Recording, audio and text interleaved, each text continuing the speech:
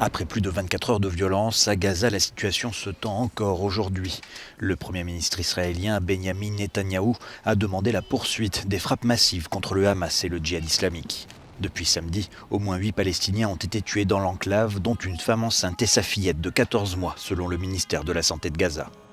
Une information que dément l'armée israélienne. Selon elle, ces frappes ont atteint des entrepôts, des sites de lancement et un atelier de fabrication de roquettes, ainsi que le siège du renseignement militaire du Hamas.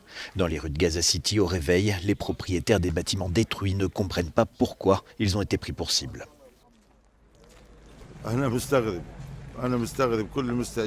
Je suis très surpris. Tous les gens qui louent ici sont des hommes d'affaires avec des bureaux pour leurs activités et les habitants du quartier sont très pauvres. Ils parviennent à peine à payer leur loyer. Tous les mois, je les supplie de payer le loyer. Je suis vraiment surpris. Il n'y a absolument aucune raison de viser ce bâtiment. En tout, en à peine 24 heures, Gaza a été visée près de 120 fois par l'aviation de l'État hébreu.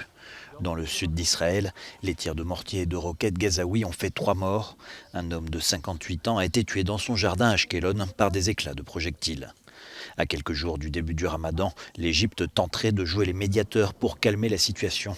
Il y a un mois à peine, un cessez-le-feu avait été négocié grâce au Caire entre Israël et le Hamas. Quant à l'ONU, elle appelle via son émissaire pour la région, Nikolai Mladenov, toutes les parties au calme.